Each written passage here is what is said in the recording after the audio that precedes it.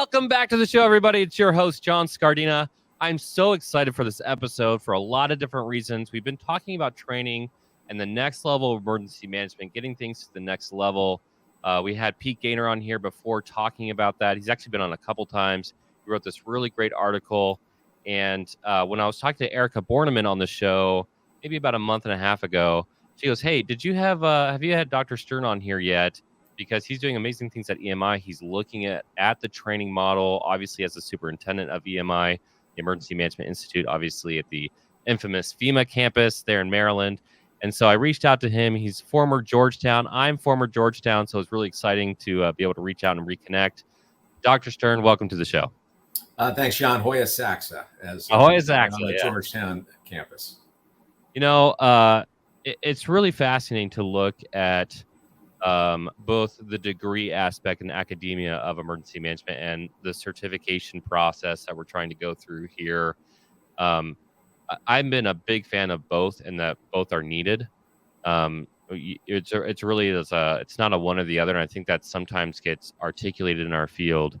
But as we've been moving forward towards, I wouldn't say standardization, but as we've been trying to push the field towards professionalism in the field, you at EMI, looking at all these different courses that FEMA offers, what are your top priorities there?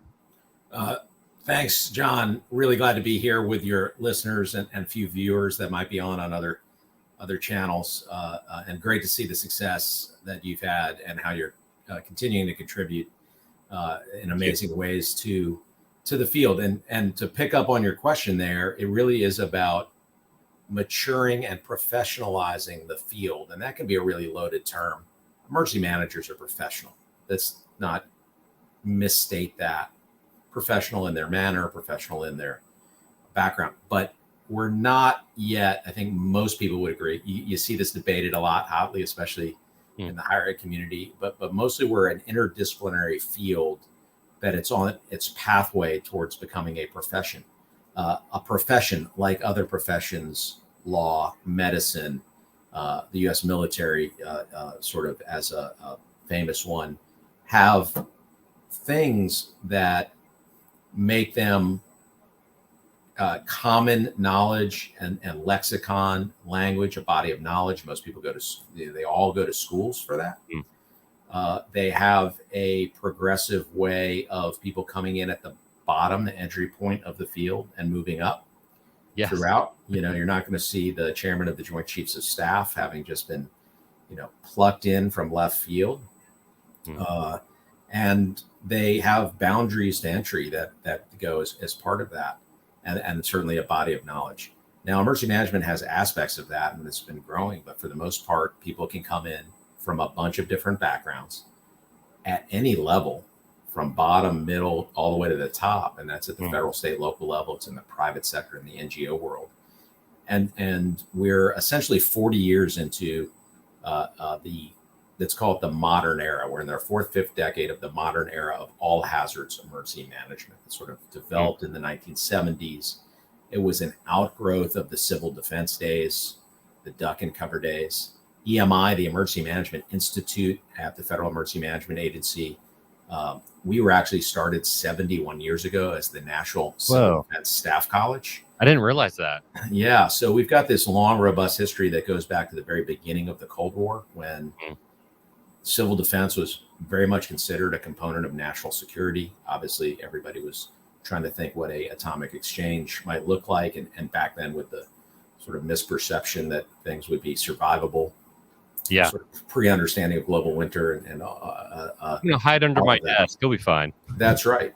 And the founding members are actually real interesting. Were some Nobel Prize winning Manhattan Project physicists. I mean, it's so when we became EMI in 1979, that's when FEMA was created to address not the need to just focus on the huge risk of atomic exchange of a nuclear war, but also all the other disasters that were going on and the technological hazards that were taking place. Things like, you had 3 Mile Island in 1979. You had Love Canal and all the things that led to the development of the Environmental Protection Administration. And during that time, FEMA decided, okay, we're not going to be the staff college anymore. We're going to be the Emergency Management Institute. We moved from Battle Creek, Michigan, where we had been for decades, to the shared campus with the National Fire Academy at the National Emergency Training Center in Emmitsburg, Maryland, and sort of embarked on what I call much more of a training-centric model. How do you write a better plan? How do you set up and staff an EOC? How do you operate community risk reduction programs? But very technical, much more vocational, and we sort of moved away from that sort of staff college model that would have people with a lot of centers of knowledge on the actual campus or as part of the institute. And so our vision and what we're trying to do at EMI is to really rethink of what is our role going forward in the current operational risk environment, which is really, as any emergency manager knows, as anybody who's part of the public knows, very challenging. The last 2.5 years of a global pandemic, where essentially we all are disaster survivors at the same time we're disaster responders. The hurricane seasons with multiple major hurricanes hitting the United States, massive flooding, storms, things related to the change in climate, decaying infrastructure,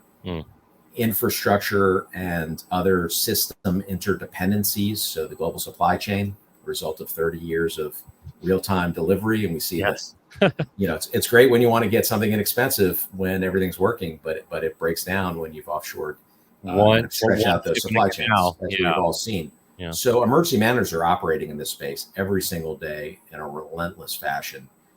And we came up with a plan, John, that we call EMI Anywhere. The idea that any program that we have at EMI, any training and education, needs to be available to any emergency manager anywhere they are, anytime in their career, and on any platform. We have a fantastic campus. We've got room for about 4,000 or 5,000 people a year on that campus. Last year, EMI had 934,000 students take 2.5 million courses, some from our 211 online independent study programs, some from in-person classes. We have about 150, 160 in-person classes, and then a lot of those were virtualized. But that's our goal, our end state, because we know very few people can make it to campus. Everybody's operating and learning in this kind of environment, whether it be through a podcast, webinars, online classes, hybrid classes, as we have had for the last a decade or so at Georgetown University in the master's program there, where I remain an adjunct. The asynchronous and synchronous delivery of courses and a variety of different adult learning methodologies. And so we're really trying to modernize EMI, and that's the plan. It's very much a call to action based on a directive from President Biden last year, National Security Council Memo 3, that directed all the national security institutions, education institutions, to look at how we can revitalize ourselves and develop more robust institutions and partnerships and think through different ways of doing things. So we're back at the table as a national security profession, which is sort of, I think, the appropriate place for emergency managers. We've bifurcated we created all these silos: Homeland Security, emergency management, national security, resilience. Well, that's just one big Venn diagram with a lot of overlaps. And so we're trying to think through, okay, if we're going to revitalize under this plan, how can we deliver not just training, but great education to emergency managers throughout their progression, from new people coming into the field, from the mid-career professionals that sort of have to choose their own adventure. That's been our tradition. We were always on the job training and a sort of much more of a trade craft than a profession as the field moves. We've created all these bureaucratic structures and checklists. And what we know we really need is emergency managers who, facing wicked problems, being tasked by their leaders with, hey, help me solve this problem, might not have and probably don't have the expertise to address that on their own. But we're really good at grabbing people by the collar, grabbing other organizations, other leaders at every level of government, getting them in the room, collaborating, facilitating, coming up with the unity of effort, the clear set of objectives, and then iterating very rapidly as there are changes. That's our sort of core skill, right? Make recommendations or decisions based on limited information and dynamic environment. That's what's missing in a lot of these institutions.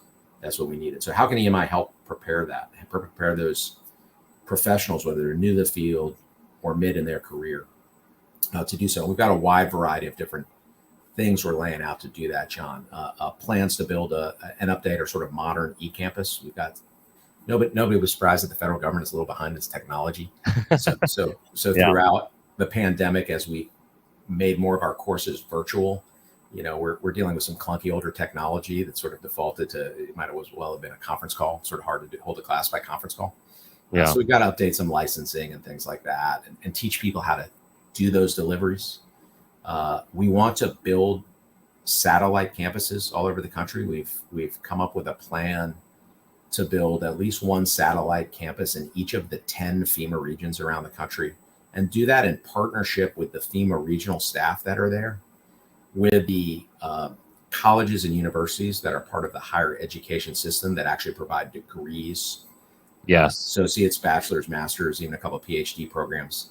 And very importantly, government and or other government and or private sector entities where there's a nexus with emergency management. And so our plans over the next few years, if we can get some resources for this, and we've in the president's budget, there's an $8 million proposal in front of Congress that hopefully will help support this. Hopefully Congress, in their wisdom, will see that the merits of investing in the training and education for their state, local, tribal, and territorial emergency managers. Will begin to build out some of these satellite campuses or campi. And it's not as if we're building a brand new campus. We'll partner with those institutions to share classroom space, to come up with joint curriculum. And so we're looking at everywhere on the East Coast from Atlanta, and we're in discussions with the Centers for Disease Control based in Atlanta. You got a FEMA region there, big, huge airport.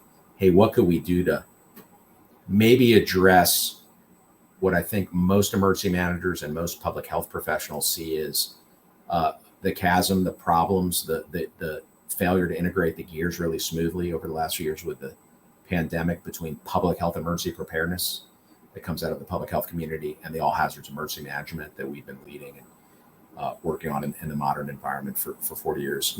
Hey, let's invest in training and jointly address some of those problems that I sort of metaphorically say are like, one side is using metric and one side is using standard sort of measurement. We both talk NIMS, we operate differently, we have different cultures. How can we help each other benefit and learn for the next suite of pandemics or other public health emergencies or WMD, threats. Colorado, where there's NORTHCOM and a FEMA region, it's center of the country, another big airport.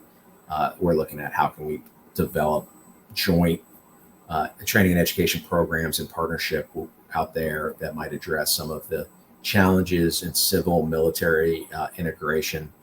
We saw with Operation Warp Speed how important the military is in helping operationalize the development, their ability to engage both government and the private sector to come up with those great vaccines. And then we saw how necessary the emergency management community was on the side, because it was our expertise in how do you get them out to points of distribution. And FEMA played a huge role, as did the state and local emergency managers there. So a good example of that. And then the ever-present need predated me coming to EMI. I came here 2 years ago after serving 6 years as Virginia's emergency manager for 2 governors. But this idea of maybe there needs to be an EMI West. EMI is hard to get to in Emmitsburg, Maryland, for a lot of folks.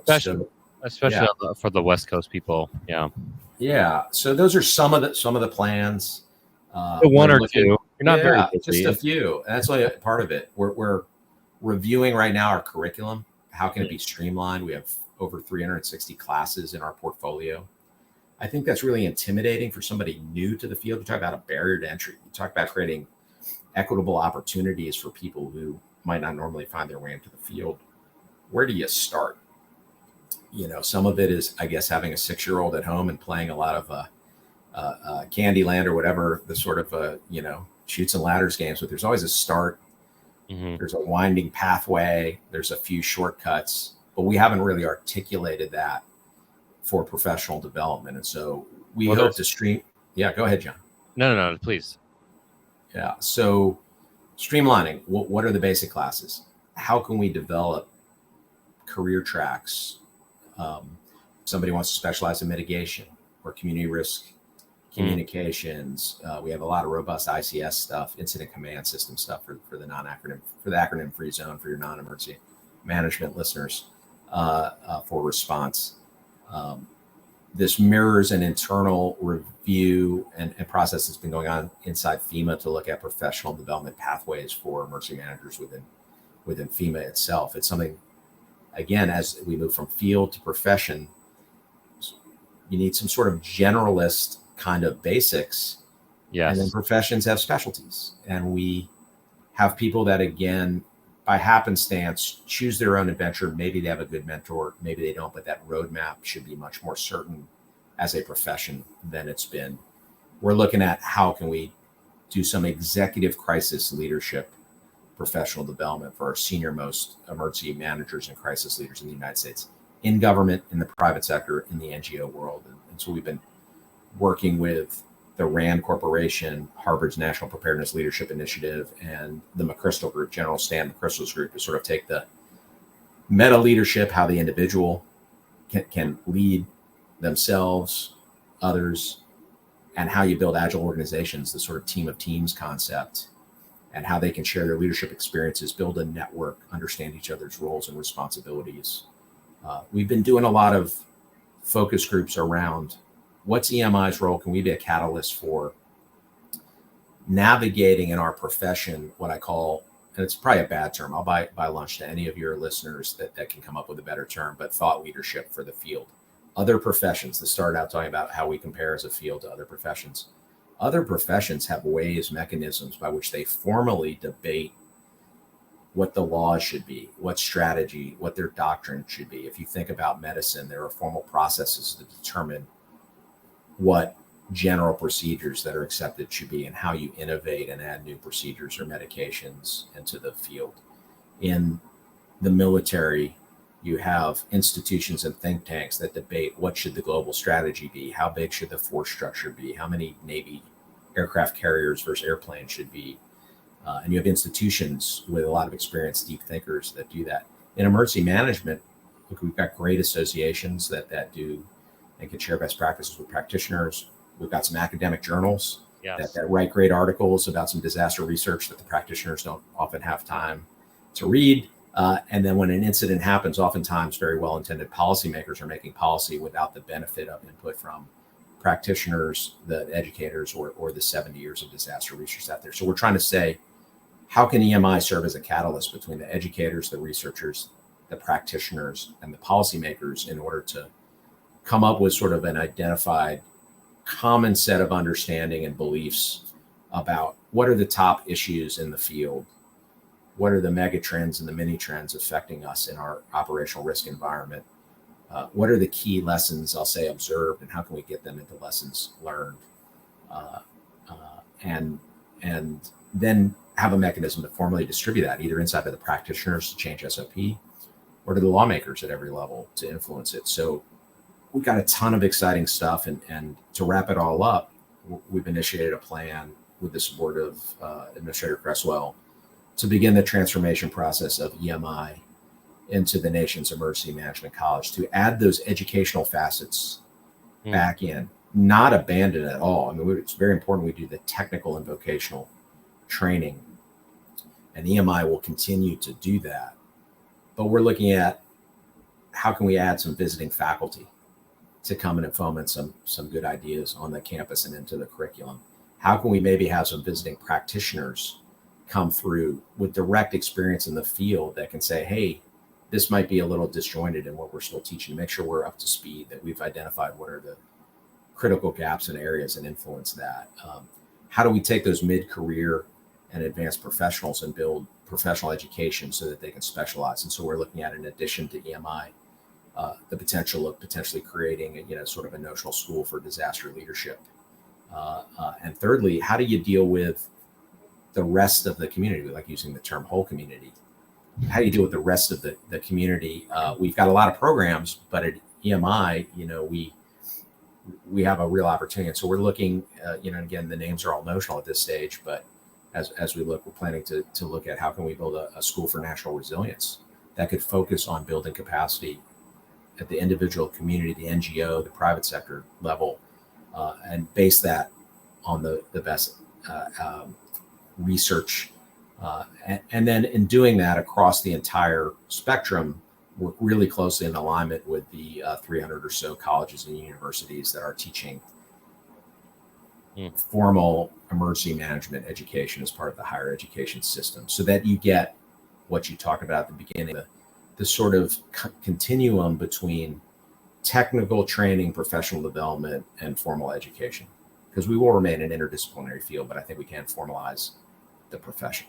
Real quick, we're going to pause for this week's Disaster Tough endorsements. How do you spell Doberman Emergency Management? EOP, OEP, HVA, HMP, Thyra, TTX, Drone, PDA. Whenever you need an expert, Doberman Emergency Management field experts are there for support. Contact an expert at DobermanEMG.com today. The L3 Harris Extreme 400p radio solves problems and is specifically designed for emergency services. How do we know? We field tested it with medical, urban search and rescue, and collapse and confined structures. This radio is amazingly tough. Check out the L3 Harris Extreme 400p radio at L3Harris.com right now. The Readiness Lab is trailblazing disaster readiness. Early access for the highly anticipated course, Emergency Management Response for Dynamic Populations, is currently live.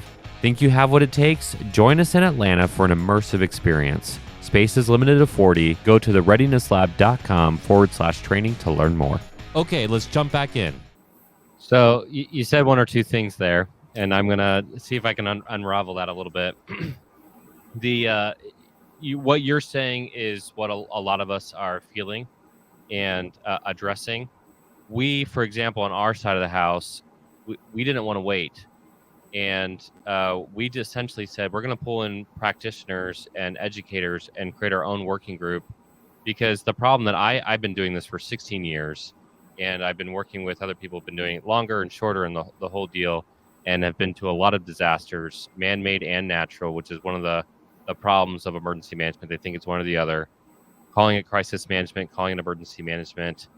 And really what it comes down to is, as a profession, you're talking about vocation versus the professional aspect. I'm saying, hey, if I ask an emergency manager, what is the definition of emergency management? I get 100 different definitions. And we talk about whole community. My joke about whole community, by the way, is if I tell my son's 3, and he's amazing, and I say, hey, I'm going to eat the apple, he won't ask me, are you going to eat the whole apple? And so, like, we use these terms like whole community when it should just be community, and we have these definitions that are paragraphs long. And if we can't, as a field, know what our own definition is as a field, how can we possibly have a standard? I left, I'm a recovering Fed, obviously, and I went over to a tech company who said, hey, you have a management background in a very intense, really stressful environment. Can you bring this over to our tech company? And I said, yeah, sure. And so I was working with their C-suite, and we were doing I was actually in charge of data scientists. And I had this aha moment, which I should have had years before, is so much of emergency management is project management. Everybody that worked for me had to have certifications and at times degrees in project management. I had learned all of their steps through certifications that I got at EMI and through my degrees and my own experience. And yet there was already this pathway that other fields have figured out, maybe because of longer time to look at it or whatever. But I was like, okay, like we have this opportunity right now in our field. There's a lot of awareness that emergency managers exist. And there's a lot of perception of what emergency managers should be.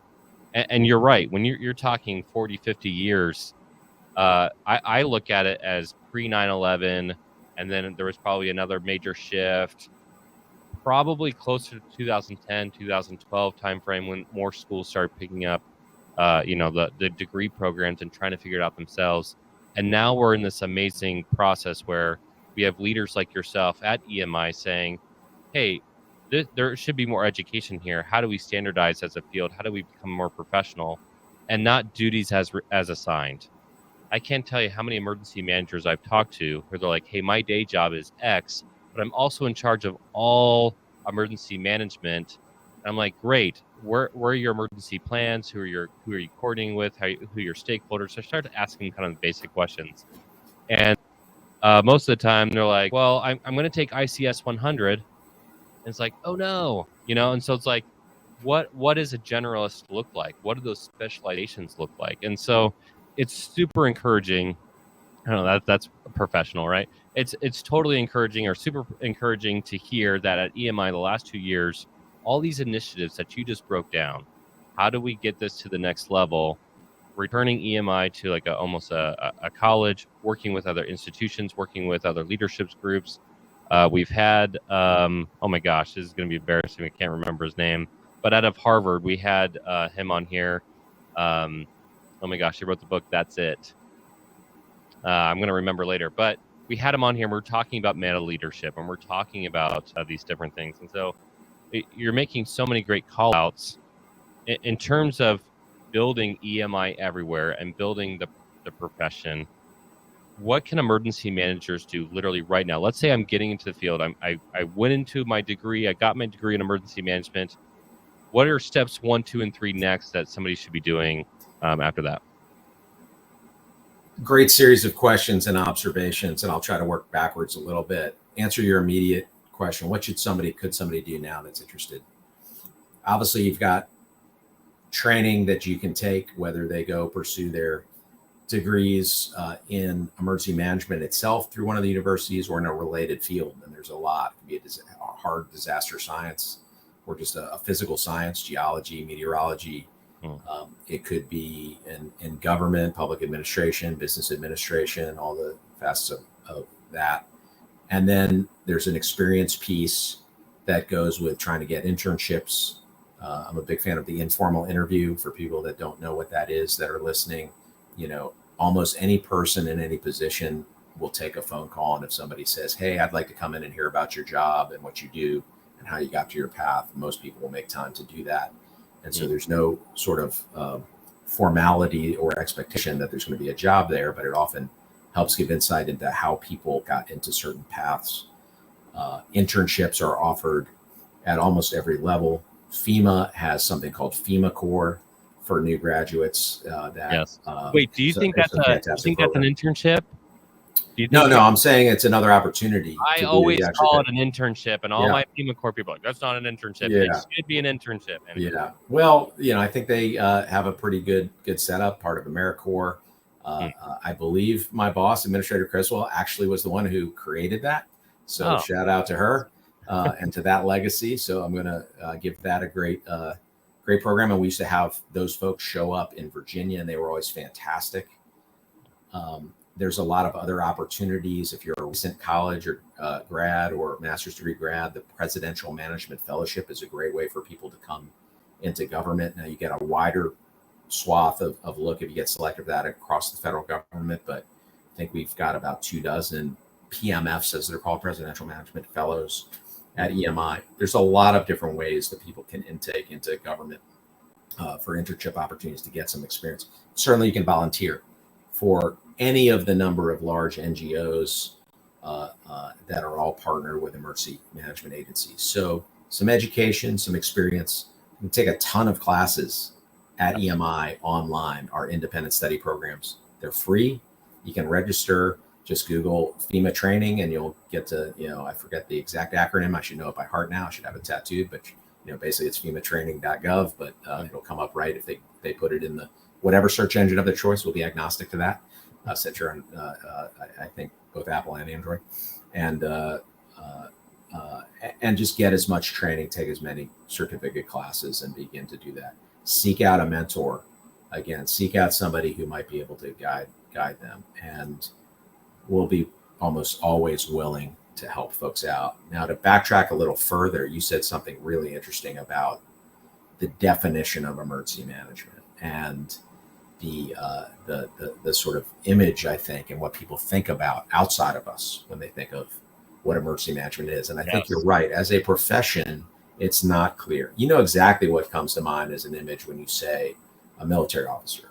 When a doctor comes to mind, you think of a lab coat, right? A lawyer, the suit with the bow tie, right? A professor, maybe all of us as professors want to be Indiana Jones or whatever, but you have certain things that come to mind with that. Maybe it's more the crazy Albert Einstein hair. And I've got a few gray hairs that when they get too long go sideways that way. For emergency management at the definitional level, I think it's one of my academic assignments in your class. Go find all the definitions, and you'll see there's a ton of them. Yes. Even within the federal government, we have a definition that's on the EMI website that was agreed to by the associations, the National Emergency Managers Association, the International Association of Emergency Managers, the academic community. And when you go back and revisit it, you can see that it has not kept up how the work that we do and what we're being tasked to do has changed. It is very much rooted in the early years. It describes sort of the emergency management as the managerial function that carries out a suite of activities. And I don't know about you, but I didn't get into government to carry out managerial functions. Nope. We can joke about the bureaucracy and the red tape. I got into this field to help people in times of crisis. Our mission at FEMA, help people before, during, and after disasters. And so I think it is time for us to get the right stakeholders together. And again, EMI as a facilitator, I suppose I'm giving myself a new task for the next fiscal year from the bosses, but it's time to revise that, because you don't see words like leadership. You don't see words like crisis reflected in that. The definition talks about helping communities cope with disasters. I respectful to the folks that worked on that. The world has changed. I don't think we want to cope. We want to be resilient. Mm-hmm. We want to be proactive and be ahead and mitigate against them and make sure we can, as they say, degrade gracefully and bounce back properly. We're looking across FEMA and we were doing a lot of this when I was in Virginia, working with Curtis Brown, the state coordinator that succeeded me, who co-founded the Institute for Diversity and Inclusion in Emergency Management. He was the one that, it was about 4 or 5 years ago, first brought me Dr. Junia Howell's work from the University of Pittsburgh on how disasters exacerbate socioeconomic inequity. The poor get displaced or pushed out. And so this is core to the equity lens that FEMA is looking at right now at all facets of emergency management. How do we build systems that help the most vulnerable people in their time of need and get them on their feet, maybe even onto a better pathway? And so it's far more than just coping. I would say none of us want to just cope in life. Forget that. We want to build communities that move far beyond that in this changing dynamic. So the definition is key.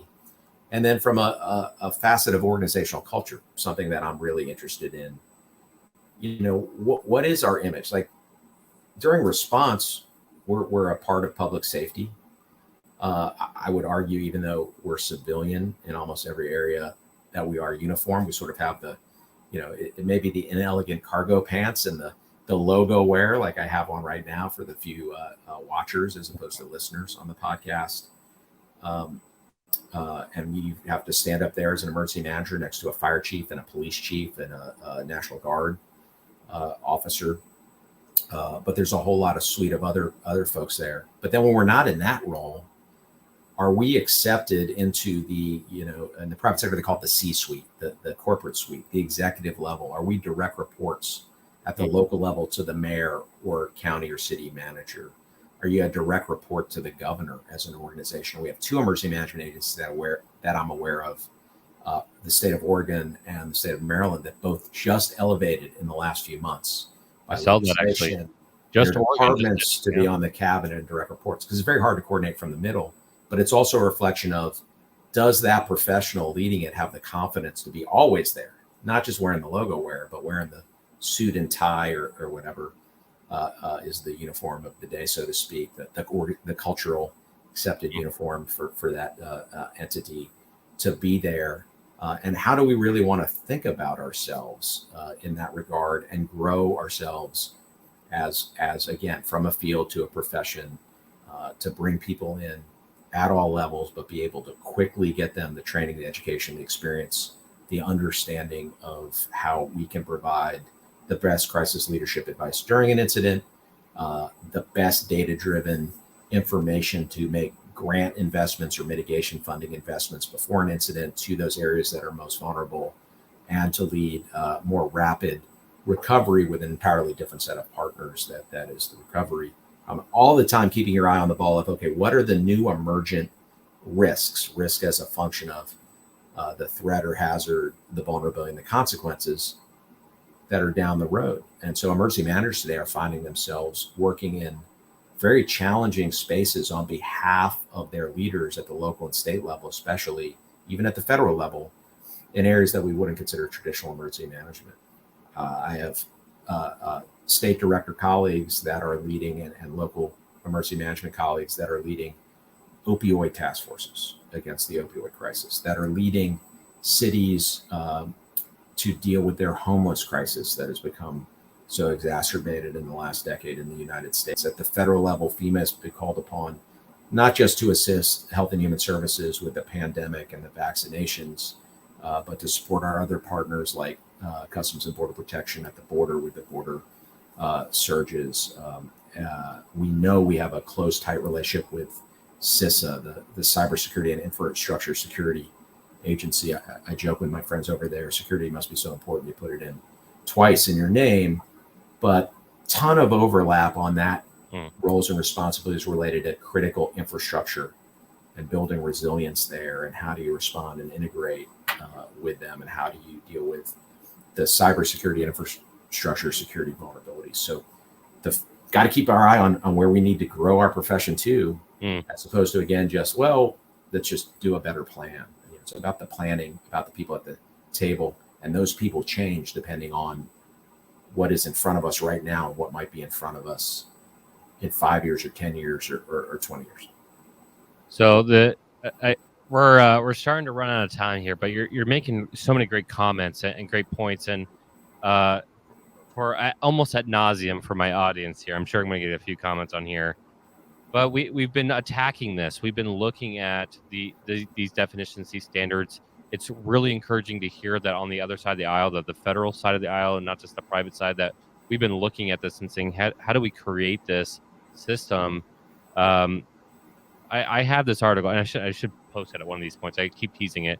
Probably about 30 paragraphs now, but we keep on looking at the definitions, and that's kind of what we're talking about here. There's this strategic coordination. So basically, I looked at the ESFs, emergency support functions. Therefore, supporting emergencies. Therefore, those are the emergency services, whether they're full-time emergency services, i.e. USAR, ESF 9, or they're like critical infrastructure who jumps in there when utilities are broken. So if that's emergency services, then very simple definition that could be manipulated if you're at a hospital or you're at a public safety county. Emergency management is the strategic coordination of emergency services. Any organization, any group, any individual involved in helping an emergency, i.e. emergency management, our job really should be coordinating all that. And how do we get up to the next level? Just calling out USAR here real fast. Going to USAR and helping out the medical USAR training, I was invited out to kind of give them a context of what emergency management looks like and how did that supply chain work to be able to have them do their tactical job.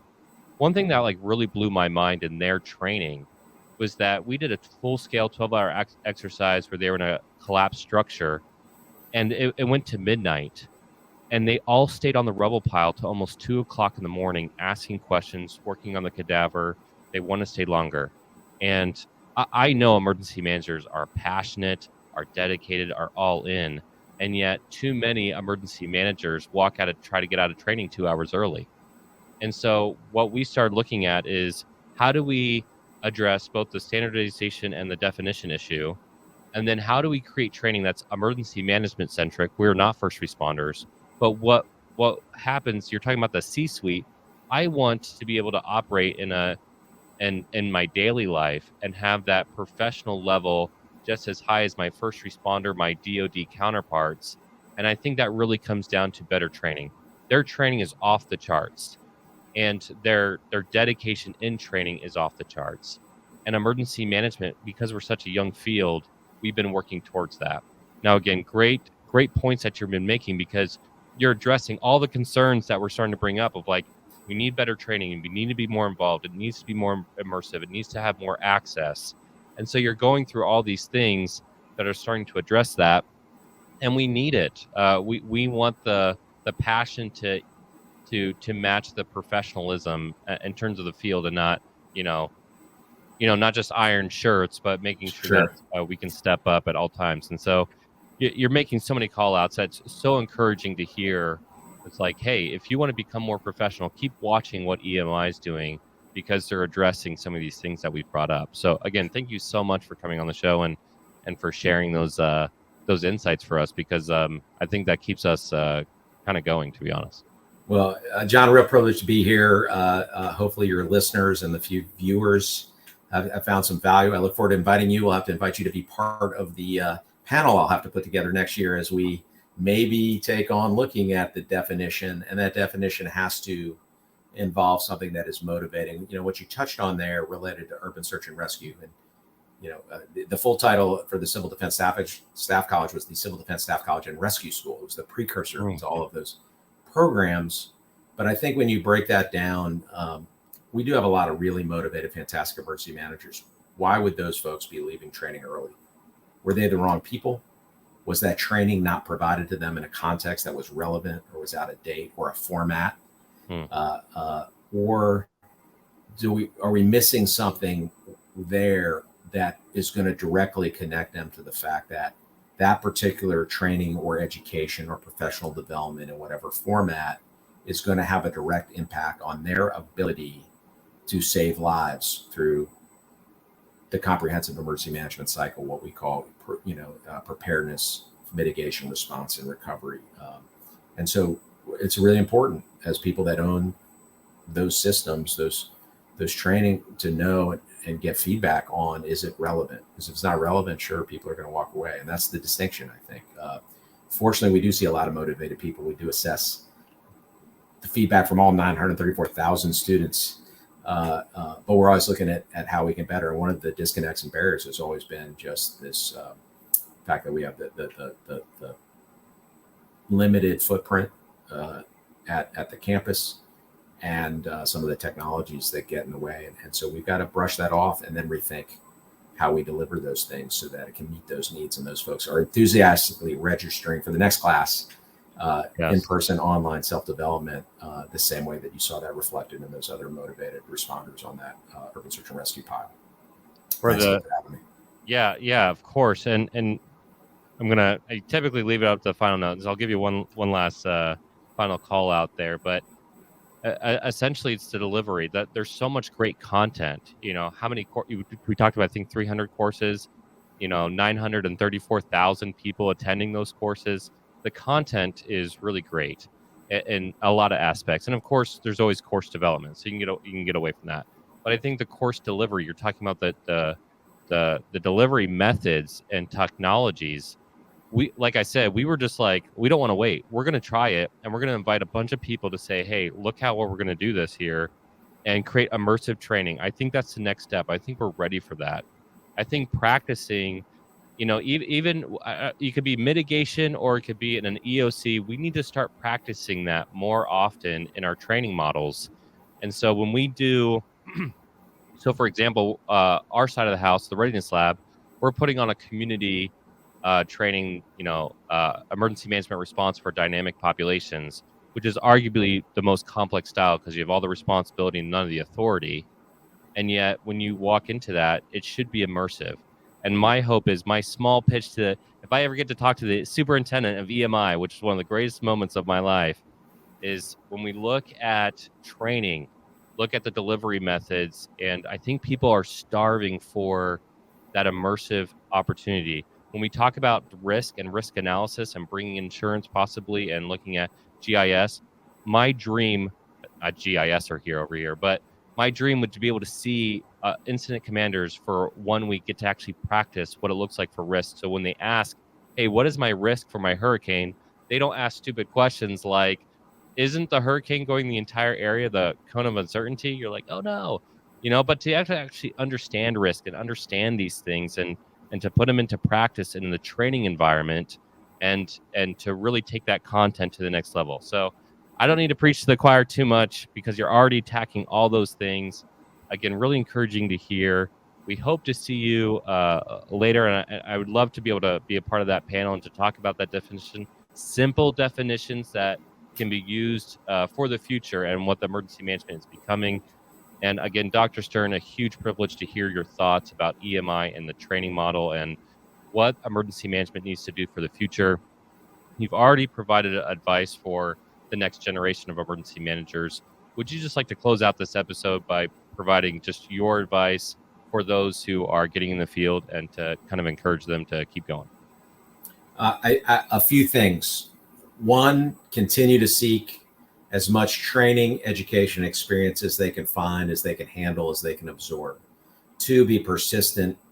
Because we're a field emerging into a profession, the entry points are always different. It could be in the NGO, private sector, local government, state government, the federal government, in our tribal communities.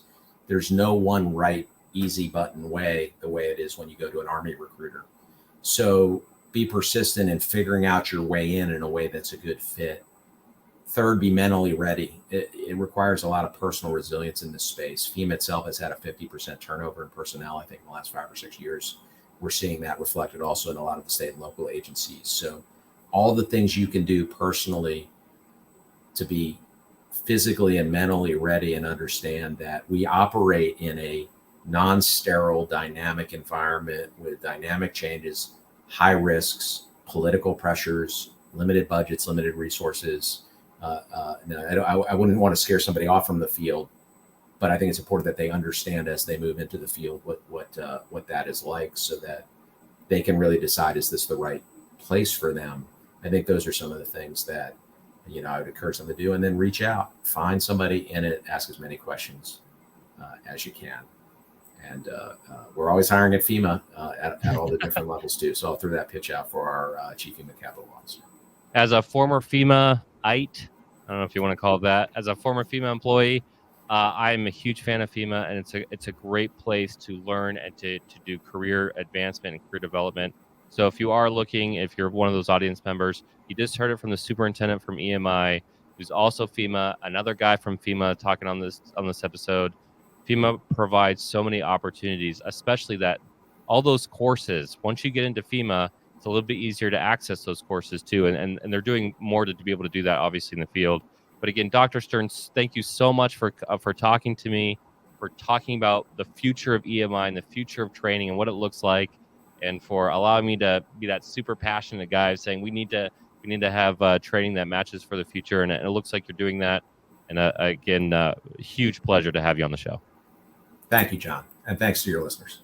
So for everyone who is listening to this episode, here's my shameless plug. You got to give us that 5-star rating and subscribe, of course. Look us up on social media, the Disaster Tough Podcast. Add a comment. If you've done some great training at EMI, if you want training at EMI, if you're looking to connect with the community of you have a problem set you want to get better at, ask the community about that. There's 300 courses at EMI alone that you can check out, but there's other people who have found those courses that you may not have been able to find yet. There's opportunities to grow as a community. We want you to add your comments on social media. We want you to share this episode with somebody else.